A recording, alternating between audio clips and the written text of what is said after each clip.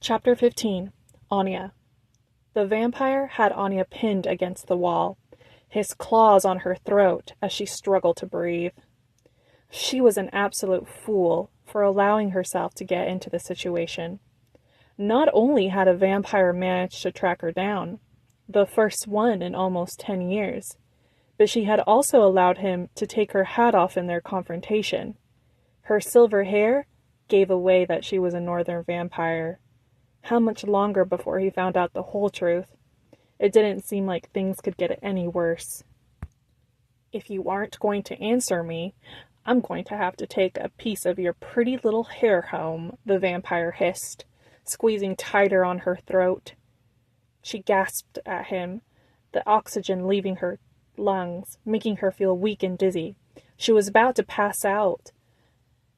"Hey, get the hell off her!" A Gatorade bottle flew straight at the vampire's head and bounced off him. They both turned towards the assailant, and Anya's eyes widened as she saw a boy no taller than 5'4", with sunlit blonde hair running towards them, fury in his golden brown eyes. Things seemed to move in slow motion then. She watched as the vampire extended his hand towards Santiago. Instant dread rose inside her at the sight of the vampire's outstretched hand. Her heart pounded wildly, and through pure desperation she found her strength again.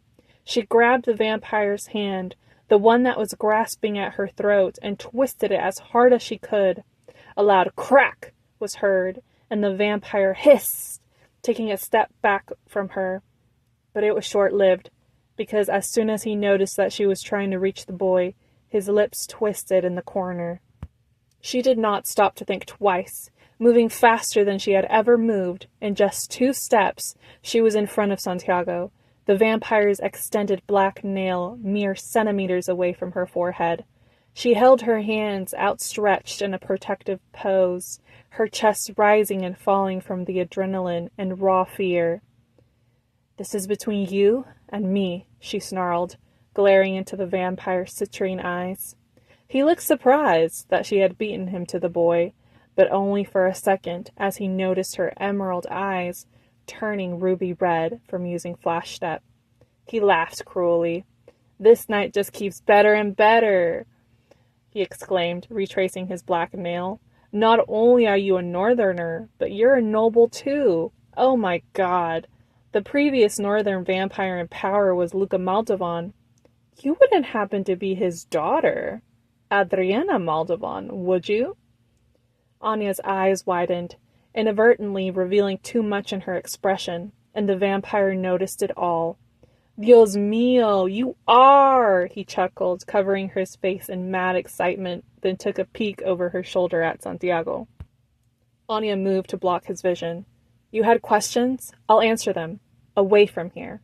Santiago, who was behind Anya, opened his mouth to speak, but was held back by Ernesto, who had caught up with the trio and was squeezing Santiago's shoulder so tightly it was starting to hurt. "No," the vampire shook his head. "I don't think so. This has suddenly become so much more fun than I thought. Who would have thought that Luca's daughter was still alive and working with—" He tried to peek over Anya's shoulder at the boy again, but Anya blocked his sight, and he smiled cruelly. "What a scandal. But no worries. I'll be back for the both of you." "Touch one hair on his head and you can say goodbye to yours," she said, trying to make her voice ice. Andres revealed a malicious smile. "We'll see. Rest assured, we will meet again." His devilish grin stayed plastered on his face until he turned around. "Goodbye, Familia del Toro," he waved, and Flash stepped out of sight. "Anya, what?" Ernesto began. She held a hand up to him, cutting him off. "Let's go home. I need to speak with Javier." Then she looked down at Santiago, who wore a confused expression. "I'm sorry," she told him sadly, and tried to cup his cheek, but he took a step back. "Why are you apologizing to me?" he snapped, his fist clenched, face twisting from confusion to anger at her words.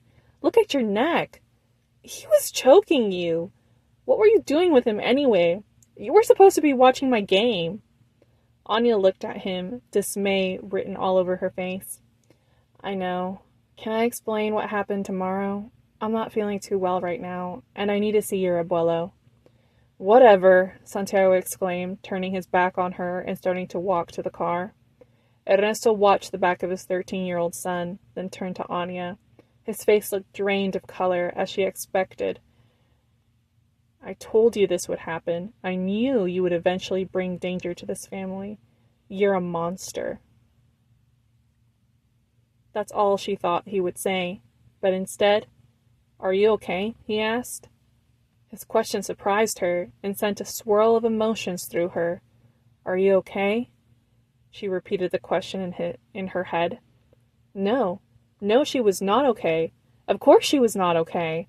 Almost 10 years of hiding out with Javier, and the one night she decides to go out, she was discovered? How long before everything crumbled around her? That vampire said his name was Andres. Was he halfway to Romania by now? Would he tell Mikhail? Would Mikhail come for her? Here in Mexico? She started feeling something hurting in her stomach. The car ride back to La Hacienda was quiet. Anya might have felt awkward if it weren't for the events of the night replaying in her head over and over. Andres said he was hired by someone to seek out the identities of El Toro Rojo y la Bruja de Plata, but he didn't tell her who it was. He kept claiming that his client was anonymous. She needed to find out who his client was.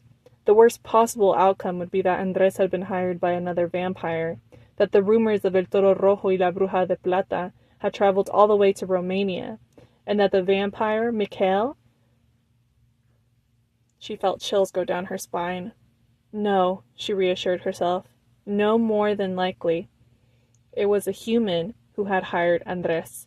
The human probably had no idea that Andres was a vampire. After all, Javier's list of enemies only grew as he became more powerful. The client who hired Andres was someone familiar with the types of jobs that she and Javier did, and someone who wanted them both eliminated. The thought calmed her. Fighting a human mobster was very different from having to confront Mikhail, the current reigning lord of the vampires. Virgen Maria forbid she ever have to go through something like that. She wasn't strong enough. But despite not having to deal with Mikhail, there was Andres to contend with now. Was she strong enough to take on another vampire? She thought back to her childhood, to Adriana. It was obvious that Andres was new enough to the vampire life that he did not know the royal family. Otherwise, he would never have confused her with her sister. Adriana was a force to be reckoned with, tormenting Anya all through her childhood, even forcing Anya to spar with her and other vampires, despite knowing full well Anya's capabilities.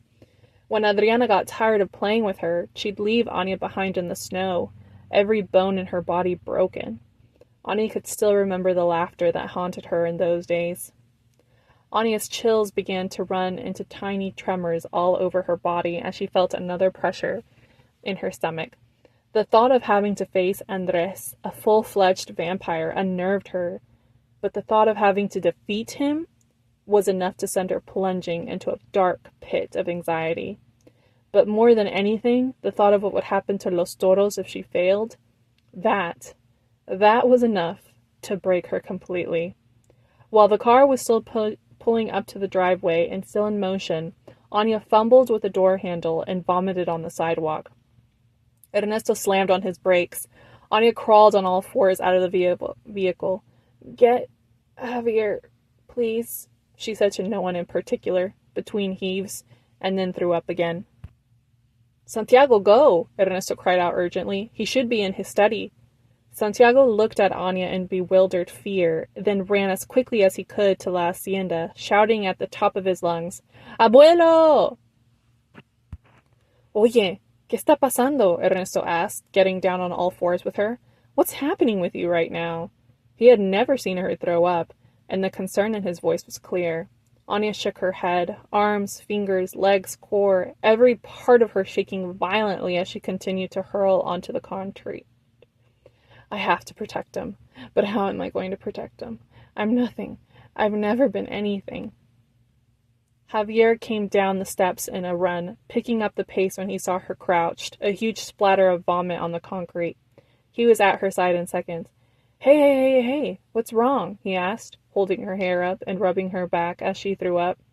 Javier's familiar scent of tobacco and sandalwood filled her nostrils, and she breathed it in, trying to calm herself down, taking deep breaths in and out. When she finally felt like she had calmed down enough, she wiped her mouth and looked around. Ernesto, Santiago, all looking at her with concern. I have to protect all these people. Am I going to be able to do it? She thought, feeling that anxiety crawl up her spine again. Javier could sense the uneasiness in her eyes, and he exclaimed, Everyone leave! Ernesto turned to leave, trying to tug Santiago along, but he just continued to stand there, his eyes wide and full of concern. Do I need to repeat myself? Javier snapped. Ernesto tugged at Santiago again. Vamos, Santiago.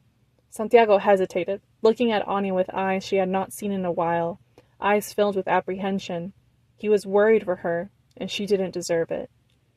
You can come and check on her later, Ernesto whispered. Santiago allowed his papa to take him away, but he continued to stare at Anya until he was inside the house. With everyone gone, she took another deep breath, inhaling Javier's scent, which had always brought her so much comfort. She looked at him.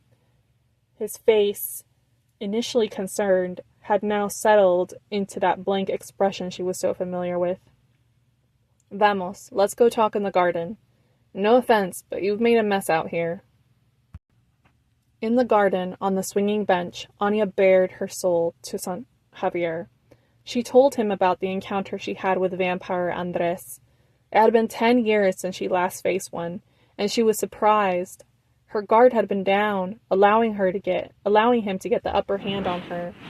During the confrontation, he mentioned being hired by someone to track them both down, though Anya wasn't sure who hired him. Finally, the moment came to come clean to Javier. He needed to know the full truth of her capabilities. She owed him that much. Taking a deep breath, she began to tell him that she had always felt inferior to other vampires when she was younger, and never had the strength to defeat them. As she confessed this, he interrupted her. Because you're a half-vampire? Her eyes widened at her deepest secret spoken from his lips. She was about to ask him how he knew, but he continued as though reading her mind. You told me, remember? That night when Ernesto fell off the roof and you gained that new ability? You were delirious with fever, had broken all your limbs, and we had you sedated for the pain. I'm not sure why, but you seemed to feel the need to tell me then. He took out a cigarette, as if the information made any difference to me. His words hit her like a freight train. When was the last time she had heard someone say they didn't care about her being a half-blood? When was the last time someone had accepted her so completely? She thought back to her aunt, to her words. Half-blood or not, you are a Moldovan, Anya. Carry yourself like one. She suddenly felt warm tears threatening to fall from her eyelids. She tried to hold them back, but her efforts were futile, and they fell in rapid succession. Let it out, Anya, Javier said, putting his strong hand on her head. You're half human, aren't you? Maybe those vampires you grew up with never let you cry, but you live with humans now, and we aren't made of stone. Every word he spoke was filled with a kindness that she rarely knew. She had not realized how much weight that secret had carried inside her. She had not known how much she feared that Javier would find out, that he would treat her like everyone else in her life had, as a lesser being. But instead he embraced her, just like her aunt had.